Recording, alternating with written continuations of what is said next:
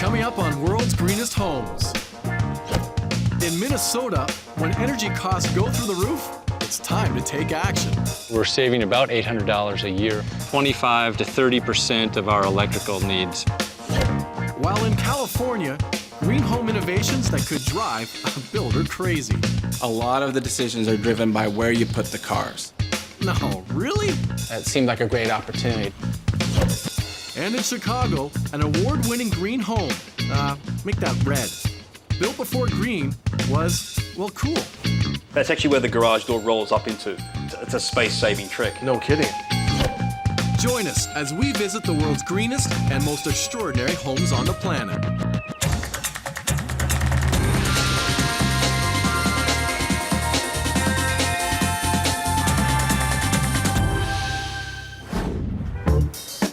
Twin Cities, Minneapolis, St. Paul, thanks to its abundant waterways, was once the flour mill capital of the world, and now is a cosmopolitan area known for business and a thriving live theater scene. After building homes on my own, it's easy to appreciate all the work that goes into converting a mid-century bungalow like this one. This is a comfortable home. The first floor opens up to the living room, dining room, and kitchen. The upstairs bedrooms are all very bright, and the bathroom countertops are made from ecologically friendly materials. And the green roof is great, as long as you don't have to mow it, with 2 different kinds of solar panels. It's in this quiet neighborhood that we discovered how it only took 7 months to transform a Cape Cod bungalow from the 40s into a modern architectural gem. It helps being able to build quickly when the homeowners like Kevin and Roxanne Nelson are the architects and are motivated with 3 kids. Green sustainable design, it's where our passion lies, and we feel that we need to make a difference. We thought it's about time that we really do what we can with the way that we live. Welcome to our house. Thank you. I didn't even need to find this number. All I had to do was spot the house with all the color and I knew it was here. It's pretty obvious, isn't it?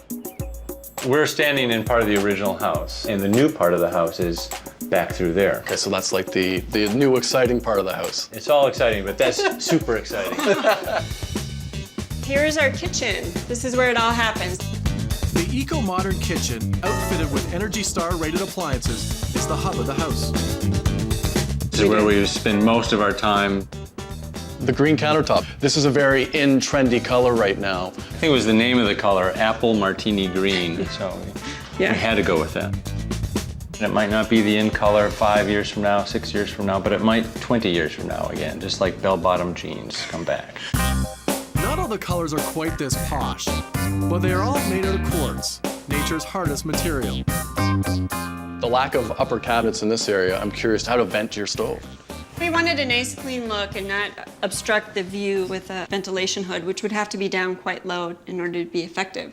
So we went with a downdraft that's just in the back of the stove, very clean looking, and it puts the ventilation right where it needs to be down at the stovetop. The sink seems to be an interesting material. It's almost like a plastic.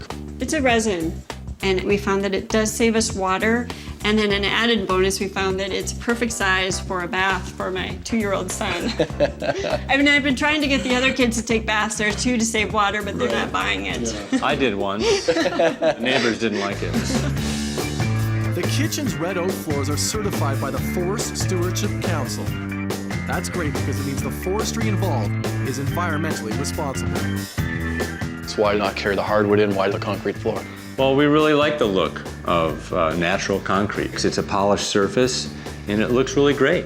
There's insulation underneath the slab, and so all year round it's about the same temperature. The tall windows have low E coating. That means the sun's heat stays in during the cold Minnesota winters.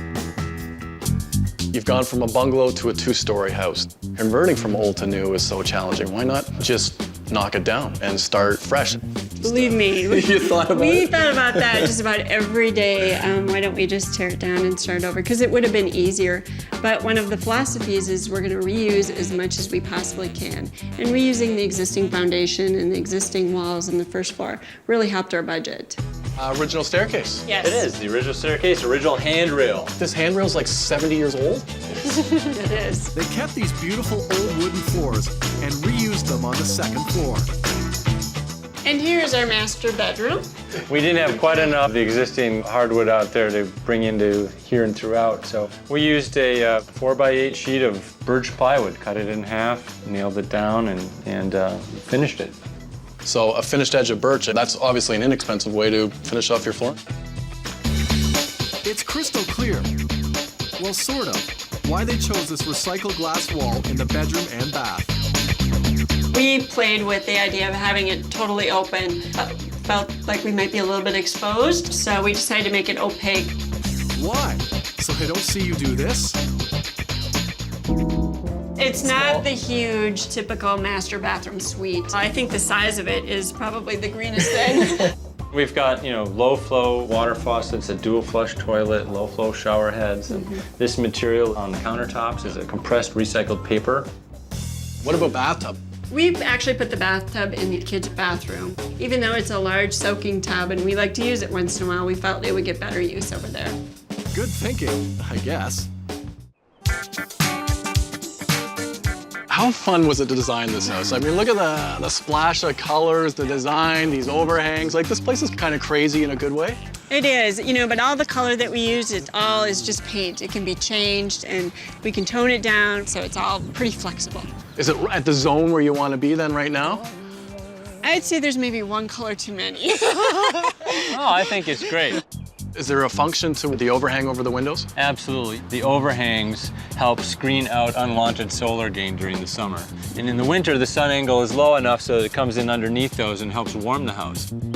Is there an eco-friendly element to your decking material? Yep, absolutely. It's made of mostly recycled milk jugs. Not only is it reusing a recycled material, but it's smooth to the touch. You're not going to get splinters, and we don't have to refinish it. It's going to look like this for years to come. Normally, a bigger home means higher costs, but not here. This is our lovely electricity meter from the utility company. We have solar panels on the rooftop, and this allows us to sell energy back to the grid. We're saving about $800 a year on our electrical energy bills just by having the solar panels. Why the need for two types of panels here? We've got one for making electricity, solar PV, photovoltaics, and then we have two solar thermal or domestic hot water panels. These produce about 25 to 30% of our electrical needs for the house. Very nice. But what's the deal with the rest of the roof? It's not so green though right now, Kevin. It's still wearing its winter coat. In terms of building this, you're carrying now a heavier load, a dead load as they call it. How much more structure did you have to beef up for this roof, and how much does this stuff weigh? Fully saturated with water weighs another 30 pounds per square foot. So we had to design the roof trusses to accommodate that load. And the city code official, during permit review, wondered what we were going to do on our rooftop that we needed that much structure for. They thought we were going to have parties up here. Why not?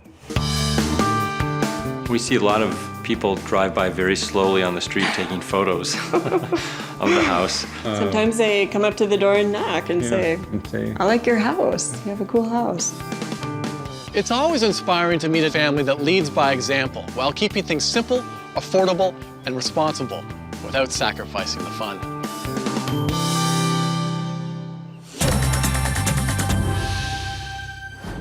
We're traveling next to the sunny West Coast. It's here where, if you don't like one look, turn your head in a flash and you'll go from vintage architecture to contemporary. Well, let's just call it non-vintage. Welcome to Culver City, California. This city within a city is a thriving mecca of art and culture, and is minutes away from Hollywood. While this neighborhood may not have the glamour of Tinseltown, this quiet block showcases a surprising 1,500 square foot, 2-bedroom and 2-bath home. The surprise lies down low, while the house stands tall with a great view from this imposing wall of windows. The peace-loving multifunctional wall shelters the master bedroom, den, and baths. When I came upon this lot with an old 1922 bungalow in the front and a huge yard, it seemed like a great opportunity to buy the property and build all the green features into a new home. Sounds great for real estate developer Greg Wrights and his wife Tracy. But there was a bit of a problem. In Southern California, a lot of the decisions are driven by where you put the cars. It's really a car culture here, and You know, we try to minimize the use of our cars, but we need 2 car parking for the front house and 2 for the new house. The parking dictating the design of the building to an extent actually opened up a lot of opportunities for interesting design decisions. Interesting design decisions is another way of saying they raised the house to make room for the cars. Nice. Okay, enough about the car lot. One of my favorite little things about the house is the door. The door uses rice straw, which is an agricultural waste product. They used to burn it. Now they mix it up with a little adhesive, and it creates a really solid, soundproof door. For the entryway, we selected channel glass, which is kind of a translucent glass. Cool, because it can let the light in and maintain privacy.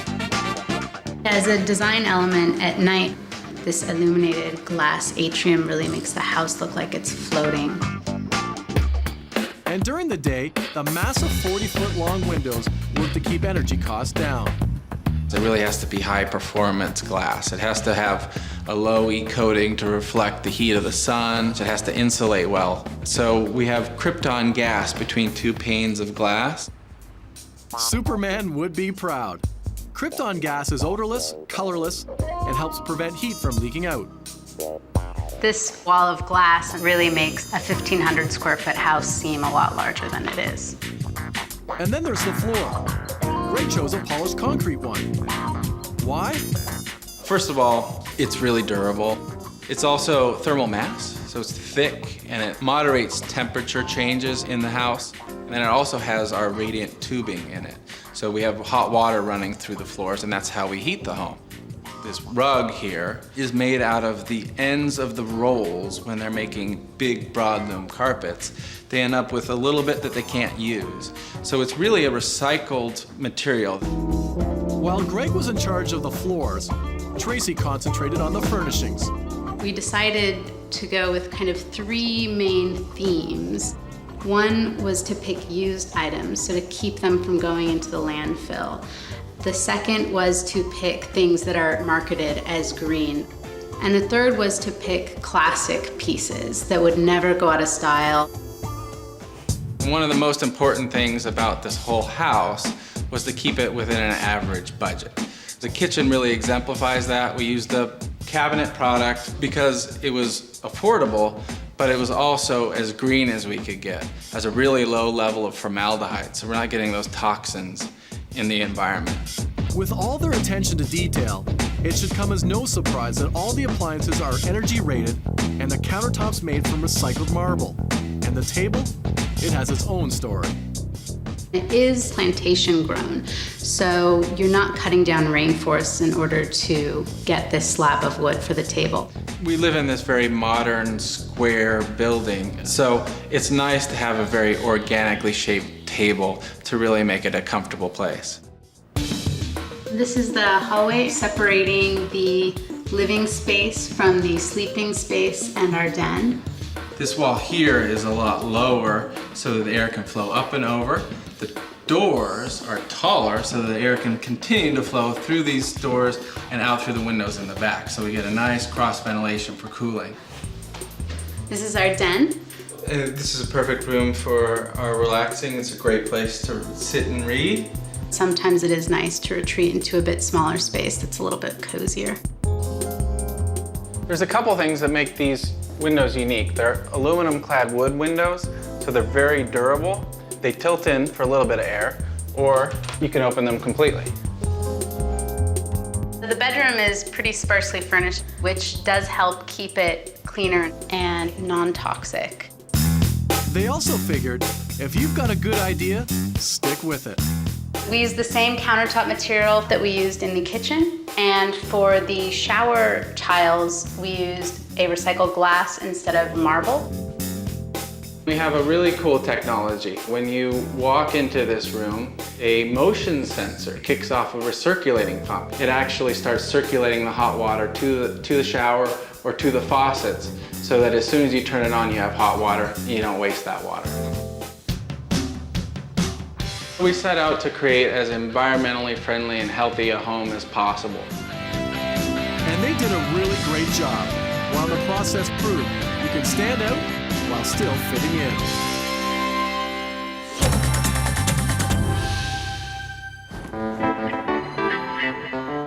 Chicago, the Windy City, birthplace of deep dish pizza, home to 5 world-class sports teams, and an architectural paradise. Just a quick L train ride from downtown, we found this amazing award-winning home. It's 3,000 square feet, and its style definitely stands tall. This place feels huge. Built in 2000, this 3-bedroom, 3-bath seems to go on forever. The main level has a very bright kitchen, living room, and terrace. And upstairs, there's a simple master bedroom and a very eco-friendly bathroom. Strolling down this typical Chicago neighborhood, you'll discover an eye-catching piece of modern architecture that's beautiful and brainy. The home was designed by Zoka Zola. Something tells me she's from out of town, but she lives here with her partner Peter and her son Yara. During the design process, I felt great about it because we shared a lot and thought through a lot of things together. I think that being from Croatia affected the way that I designed this house.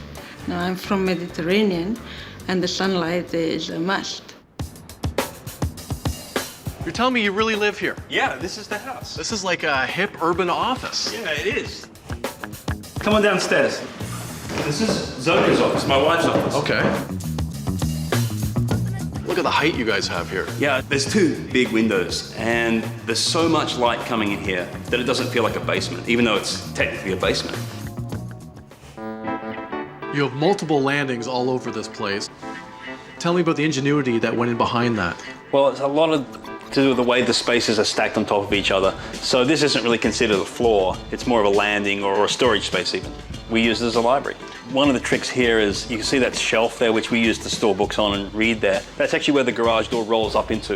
Oh. So it's a space-saving trick. No kidding. I mean, Yeah. how clever was that to get the roll-up essentially up in that height there? Yeah, it works really well. It's great. Well, the stairs never end. I'm almost out of breath here, Peter. This is quite the workout. No wonder you're in such good shape.